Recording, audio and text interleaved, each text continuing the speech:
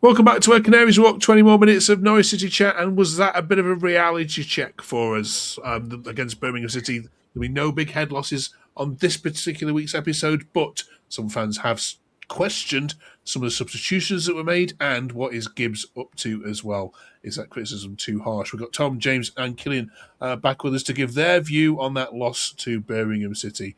Who saw this one coming? Also, we're talking this week about have we fallen out of love generally as a nation with football, getting this panel's view on all of that. Who do we want coming up from League One? We might not even be here to care, but which is the best away day that we could possibly pick?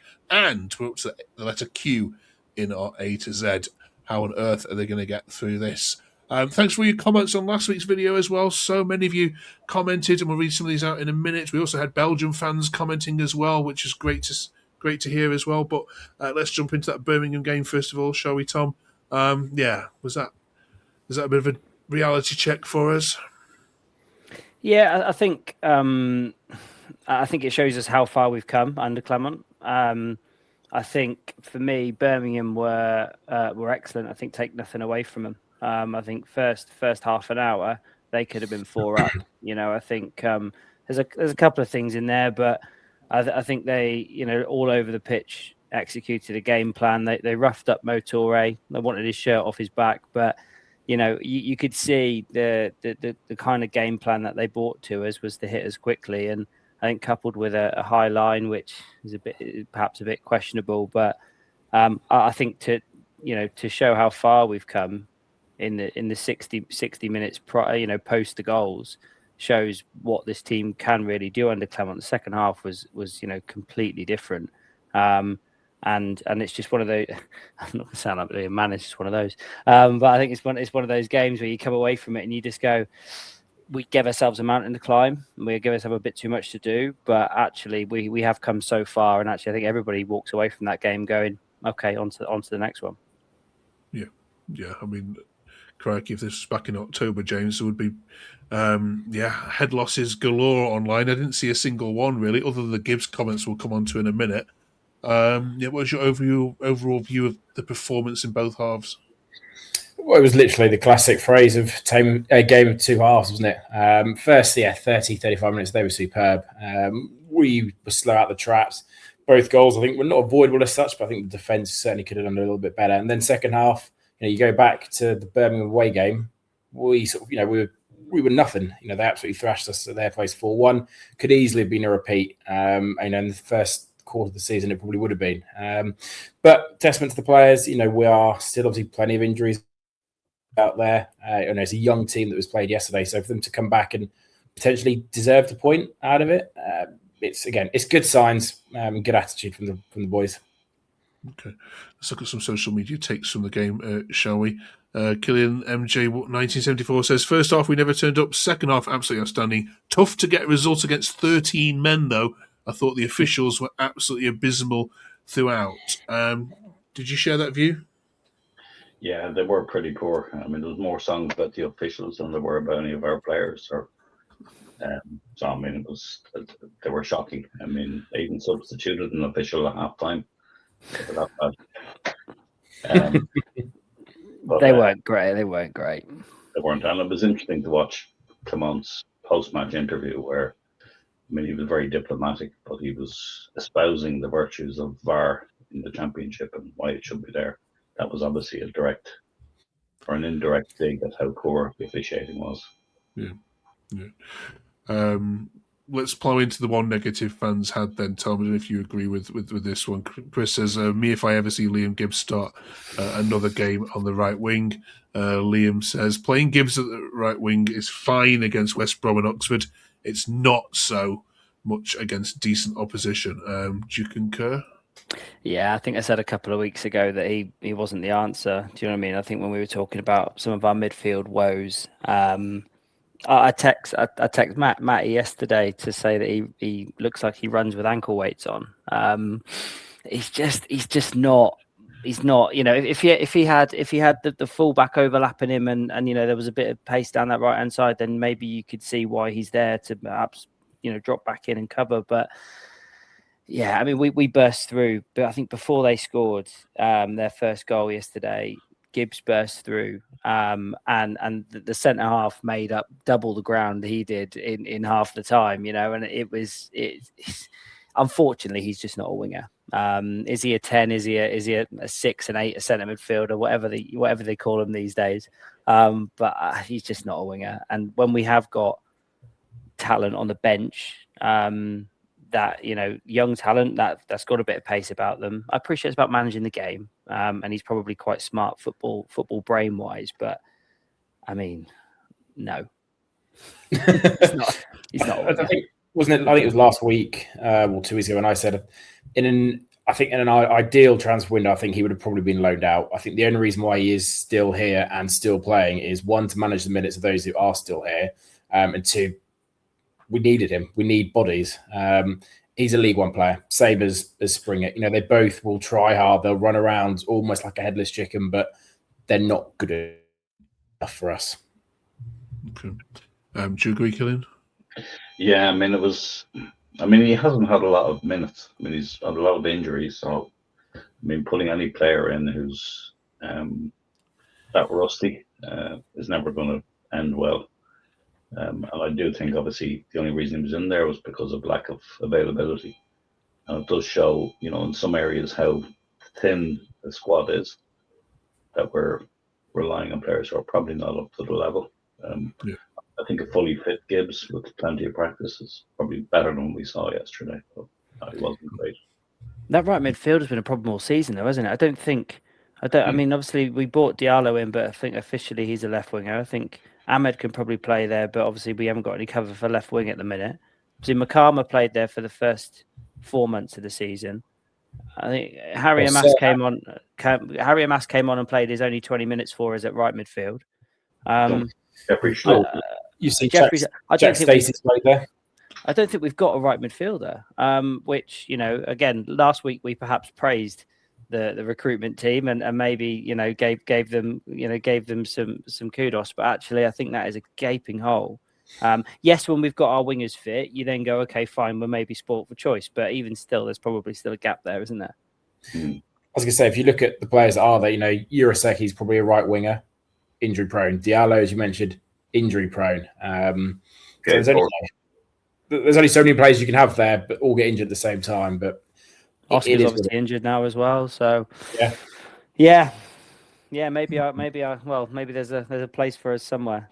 Who's the paciest out of us three? Mark, do you fancy yourself as a winger? No, I was always centre back, I'm afraid. Sorry, I don't have enough pace. Substitutions, James, have been a little bit criticised as well. Then, if you agree, this poster here, Sam says it's because we took the two players off who looked like they could get us something out of the game. I didn't understand Clements' choices today, taking off both Torre and Ahmed off. Where'd you stand on that? I mean, it's.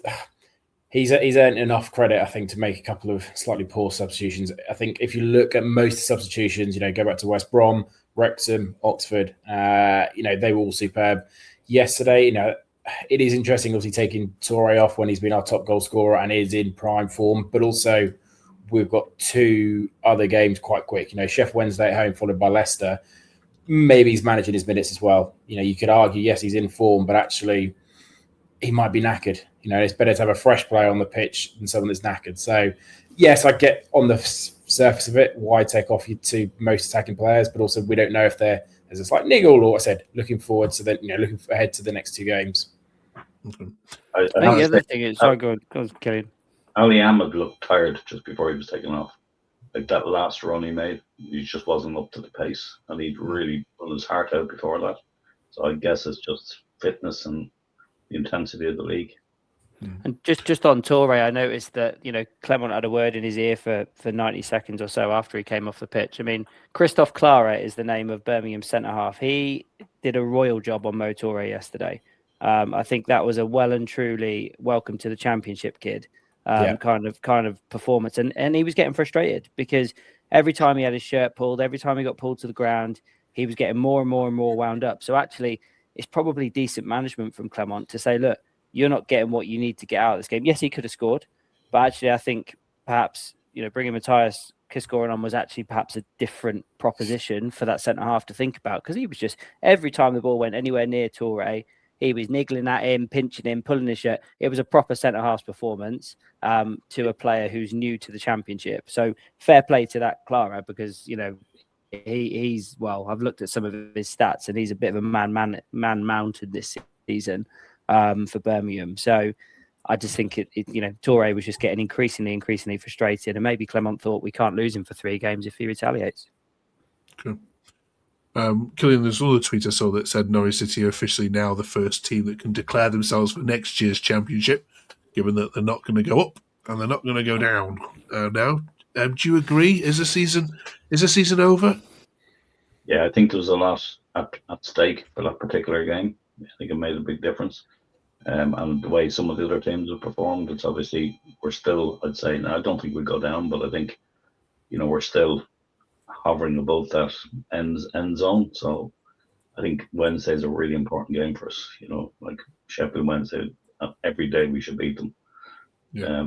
But last year, obviously, we didn't at Carrow Road. So there's no excuse this time. I think that hell of a lot whether we can bounce back, because I think Birmingham were as good a team as I've seen at Carrow Road this season. Yeah, they're a good Championship outfit, aren't they? Yeah, they have bought well as well in January as well, Solace and others as well. Right then, yes, so Wednesday and Leicester to come this week then should be 6 points given the team's relative form. But we've been here before, Tom, haven't we? So we won't say that out loud formally. The biggest news coming out of Norwich, of course, this week was, of course, our American friend, Tom, who has been officially now sold on for 20 million plus other little bonuses. Who's got the better deal in all of that? Norwich City, 100%. 100%. I mean, you know, I hope, and this isn't just sour grapes, but I hope he doesn't get a sniff of the USA squad in the summer, just for how he's gone about it. If he'd have gone in the summer from us, and I know we've done a lot of talking about Sargent on this pod over the last few months, but I think if he'd have gone in the summer when he agreed the deal to, was it Wolfsburg? I think he would have, you know, it would have been, yeah, fair enough, mate. You know, good luck, all the best. But to decide to stay, then throw your toys out the pram. I am well and truly behind Hadji Wright getting that number shirt for the US in the summer. James, do we need to, again, just credit, it's the second week in a row, credit Napa's business dealings here to get that amount of money for a player who wants away anyway? Yeah, I think some credit to Napa. Obviously, who knows who else was, you know, I think Clement was pretty firm in his verdict of it as well. So probably credit to the pair of them. I'm with Tom. I mean, listen, he's a youngish lad. I think the way he's gone about it has been awful. It was interesting, Kenny McLean's after the game. He's sort of, obviously there's been words said from him, from Kenny to Josh and also the other players and whatnot. But I think, listen, thank God it's done. 20 million for him is brilliant. He is injury prone. He will miss a third of the season most of the time. So I think reinvest it in the summer into building for the next summer and next year. And yeah, I just hope he doesn't get in the World Cup squad. Killian, you must feel a tinge of sadness here. You obviously travel the country. You speak to the players, going into hotels and so on. I presume you've spoken to Josh himself on a number of occasions. What's your last the last say on this saga? Yeah, I mean, I assume there was an agent behind his behaviour. It is disappointing, but I mean, I think he did serve the club well. I don't think we could lose sight of that fact. But I do think he'd reached the stage where I think Pookie also had, where the other players maybe lacked a little confidence when he was on the pitch. And, you know, you teach defences just to mark him out of it, because we're always going to try and put the ball through them. So I did advocate a couple of months ago that we should maybe consider dropping him. This is before he dropped himself. You did, yeah. But it was purely to see players like Cam and other people step up. So I do think, you know, once we get him back and we get Sargent back and we've got some decent strikers in the squad, hopefully, and I think they'll all be peaking at the same time, which will give us spoilers for choice, I think, in the front line. I think everyone's got what they wanted. Toronto got their player. We've sold him for decent money. Sarge got his move. Thanks for the few years. Let's move on. Okay. You could have wished him happy birthday, couldn't they? As well, they just said he turned 26 or whatever it was. Yeah, no happy birthday. Yeah. All right. So if we are here in the league, in the division next season, quick question for you all, because we're getting to that squeaky bum time of the season. Which away trip from League One would we like to see up here next season? And Cardiff are probably going to come, and Lincoln with them as well. But Tom, who would you most like to have up here to have a decent away trip? Cardiff's easy for me because it's just up the road, and we're always welcomed at Canton Rugby Club, so that's a nice plug for them. But I think Lincoln. I think for me, Lincoln or perhaps a ground I've not been to. So I've not been to Bradford or Stockport. So I think either one of those two, and obviously Bradford is they're sort of a sleeping giant, aren't they? In the fact that they've obviously previously been a Premier League side. So I'll take Bradford away next season. Okay. They've got an airport, I think, haven't they, Killian, as well? That suit you? Shared with Leeds, which I'll be visiting very soon. Say hello to the Bradford boys on the way through. But, okay. James? Lincoln or Stockport. Mrs. family, there's connections to Stockport. Somebody, go up to Edgeley Park or Lincoln. So 2 new grounds I've not been to. And Cardiff is always a decent one. Never forget that 3-2. Was it 3-4 years ago? So Lincoln or Stockport. Okay. That Cardiff game is probably the most famous. Yeah. Basically, Mark, all I need to say to you is that an 11-minute train journey from Bath to Bristol ended up in London Paddington, with me and my old man having to have an unexpected overnight stay after celebrating a Cameron Jerome winner. So it's good fun. Fantastic. Quick word on the FA Cup, Killian, as well. You mentioned Leeds there. Happy with the draw? I'm not sure.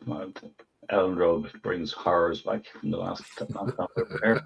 Okay. Hopefully, Clements might make a bit of a difference. Now, I mean, there's no easy draw, I suppose, in the FA Cup at this stage of it. So I prefer a home tie against Leeds than an away one, but I'm going to go and enjoy it anyway, and hopefully we'll cause a shock. Right, that brings us to the A to Z then. This week then, we're up to letter Q. How have you done, fellas? Thanks for all your comments on this last week as well. We do read all of them out. Have you got any good ones here? There is one player who played for Norwich on loan in the 2020-2021 season called Javi Quintilla. Yeah, and I think that is the only Q. Yeah. Also, I think we should also just apologise to the Norwich fans because we did forget Martin Peters last week. Well, I was just about to bring that up. Apologies. John Polston, we did forget a couple of. We missed a couple, but this week with Q, I said Quintilla is the only one that I can think of. There was one player we were linked with years ago. Can you remember when we were linked to Quagliarella? And there was a hashtag running around on Twitter of Quagwatch for all summer.